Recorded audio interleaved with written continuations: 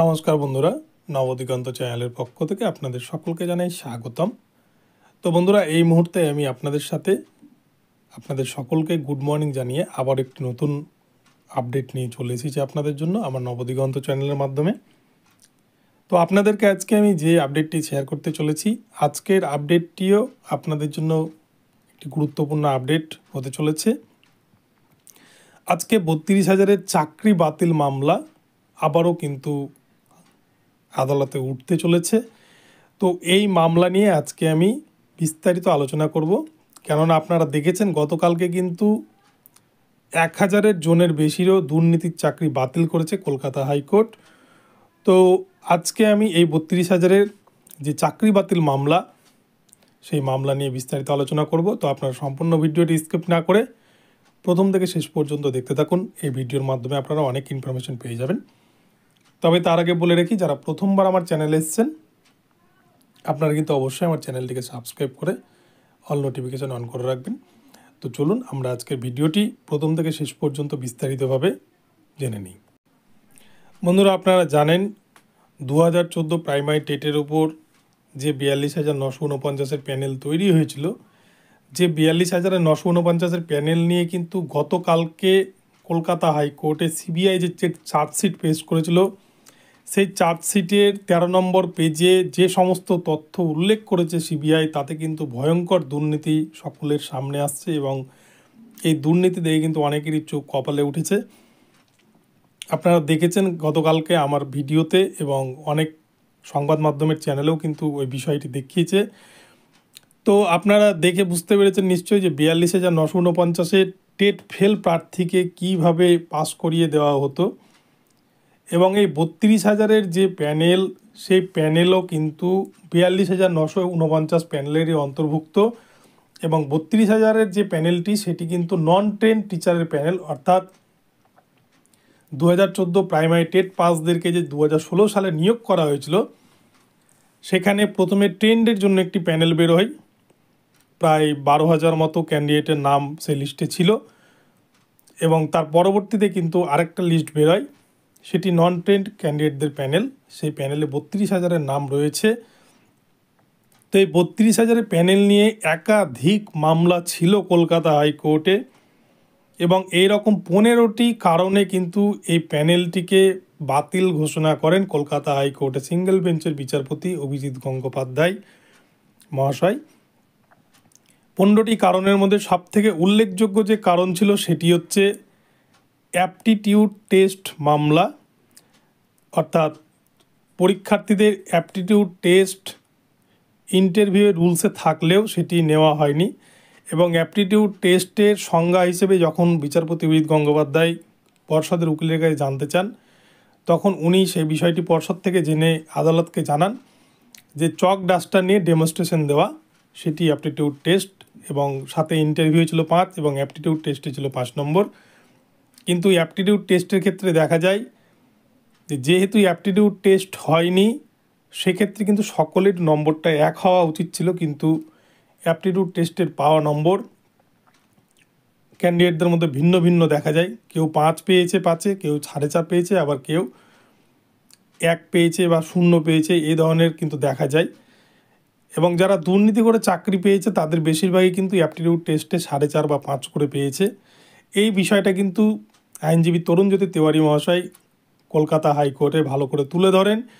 এবং এছাড়াও পেন্সিলে নম্বর দেওয়া, ইন্টারভিউয়ের ক্ষেত্রে কলমের পরিবর্তে পেন্সিল দিয়ে নম্বর দেওয়া, এই বিষয়টিও কিন্তু তিনি তুলে ধরেন। তো এইরকম 15টি কারণ তিনি দেখিয়েছিলেন।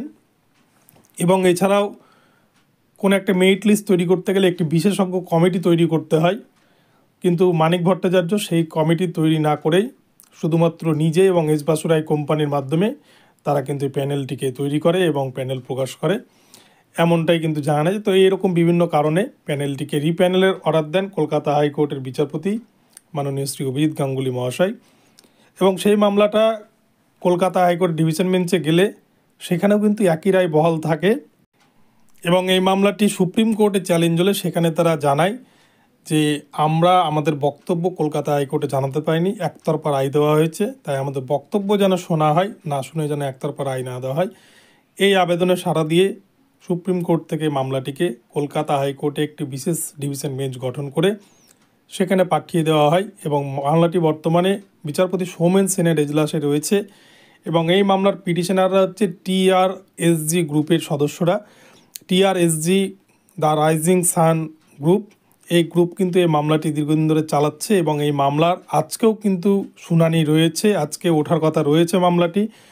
এবং আপনারা দেখেছেন গতকালকে কলকাতা হাইকোর্ট কিন্তু দুর্নীতির চাকরি বাতিল করেছে বিচারপতি দেবাংশু বসাকের ডিভিশন বেঞ্চ। ওই মামলাগুলোরও কিন্তু ম্যাটার একই ছিল, যেগুলো দুর্নীতির চাকরি সেগুলো কলকাতা হাইকোর্টে সিঙ্গেল বেঞ্চ ডিভিশন বেঞ্চ থেকে কিন্তু সুপ্রিম কোর্টে চ্যালেঞ্জ হয়েছিল এবং সুপ্রিম কোর্ট থেকে সেই মামলাগুলোকে কলকাতা হাইকোর্টে বিশেষ ডিভিশন বেঞ্চে ফেরত পাঠায় সুপ্রিম কোর্টের বিচারপতি। তাই দুটো মামলার কিন্তু গ্রাউন্ড প্রায় একই এবং সেক্ষেত্রে কালকে বিচারপতি দেবাংশু বসাক যেভাবে বিষয়টিকে দেখেছেন তাতে কিন্তু চাকরি বাতিল আর কেউ আটকাতে পারবে না। আর সুপ্রিম কোর্ট যে বিচারপতির ডিভিশন বেঞ্চ গঠন করে দিয়েছে এই মামলায় কিন্তু বা এই জাজমেন্টটি কিন্তু এবার ফাইনাল জাজমেন্ট হতে চলেছে। তাই সুপ্রিম কোর্টের ফেরত যে 32,000-এর যে রিপ্যানেলের মামলা, এই মামলাও আজকে বিচারপতি সৌমেন সেনের এজলাসে। এখন বিচারপতি সৌমেন সেন কীভাবে বিষয়টিকে দেখবে সেটা উনিই জানেন, তবে বিচার তো সবসময় ডকুমেন্টসের ওপর হয়। পিটিশনাররা যদি সঠিক ডকুমেন্টস সাবমিট করতে পারে তাহলে কিন্তু এই প্যানেলও ঝুলে যাওয়ার প্রবল সম্ভাবনা রয়েছে এবং দুর্নীতির চাকরি বাতিল হওয়ার প্রবল সম্ভাবনা রয়েছে। তবে 32,000-এর প্যানেলে কতজনের যে চাকরি বাতিল হবে তা কিন্তু বলা মুশকিল। তবে প্রাথমিক শিক্ষা পর্ষদের যে দুর্নীতির তথ্য সিবিআই তাদের চার্জশিটে হলফনামা আকারে কলকাতা হাইকোর্টে পেশ করেছে নিম্ন আদালতে, তাতে কিন্তু অনেকেরই চাকরি চলে যাওয়ার প্রবল সম্ভাবনা রয়েছে। তবে সংখ্যাটা কিন্তু কম নয়, সংখ্যাটা কিন্তু বিপুল পরিমাণ হবে। আমরা এর আগেই আইনজীবী তরুণজ্যোতি তেওয়ারি মহাশয়ের মুখে শুনেছিলাম, অর্থাৎ যিনি এই মামলাটি লড়ছিলেন, যে এই 32,000-এর প্যানেলে কিন্তু কম করে 18,000-এর চাকরি চলে যাওয়ার প্রবল সম্ভাবনা রয়েছে। তো এখন সেটা মামলা চলাকালীন বা মামলার ফাইনাল অর্ডার অবধি আমাদের অপেক্ষা করতে হবে এই বিষয়ে দেখার জন্য যে আদৌ কারো চাকরি বাতিল হয় কিনা। এই চাকরি বাতিল খেলা অনেক দিন ধরেই চলছে। কলকাতা হাইকোর্ট একরকম রায় দিচ্ছে, ডিভিশন বেঞ্চ সেই রায়কে সমর্থন জানালেও সুপ্রিম কোর্টে গিয়ে আমরা কিন্তু দেখছি যে অনেকগুলো মামলাই সেখানে চেঞ্জ হয়ে যাচ্ছে। তো এখন সেই সুপ্রিম কোর্ট ফেরত মামলাগুলো কলকাতা হাইকোর্টে কিভাবে এখন স্থান পায় বা আদৌ কারো চাকরি বাতিল হয় কিনা বা বঞ্চিত যারা দুর্নীতির কারণে চাকরি পায়নি তাদের চাকরিগুলো স্থায়ী হয় কিনা বা তারা নতুন করে চাকরি পাওয়ার আশা পাবে কিনা, এটা কিন্তু কলকাতা হাইকোর্টই সম্পূর্ণ ঠিক করবে।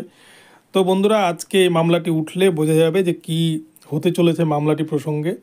তবে বারবার বলছি, পিটিশনাররা যদি সঠিক ডকুমেন্ট সাবমিট করতে না পারে তাহলে কিন্তু কিছুই হবার চান্স নাই। পিটিশনার এবং উকিল যদি সঠিকভাবে বিষয়গুলিকে বিচারপতিকে বোঝাতে সক্ষম হয় তাহলে কিন্তু এই মামলার একটা ভালো ফল আসতে পারে। তো দেখা যাক আজকে কি হয়, এই জন্য আমাদের অপেক্ষা করতে হবে। তো বন্ধুরা, এখন এই পর্যন্ত রইল আপডেট। আপনারা প্রতিনিয়ত আমার চ্যানেলে নজর রাখবেন, আপডেট পেলেই আপনাদেরকে কিন্তু জানিয়ে দেওয়া হবে। তো ভিডিওটি ভালো লাগলে অবশ্যই আমার চ্যানেলটিকে সাবস্ক্রাইব করে ভিডিওতে লাইক শেয়ার কমেন্ট করতে ভুলবেন না। পরবর্তী আপডেট নিয়ে আপনাদের জন্য আসছি। ধন্যবাদ।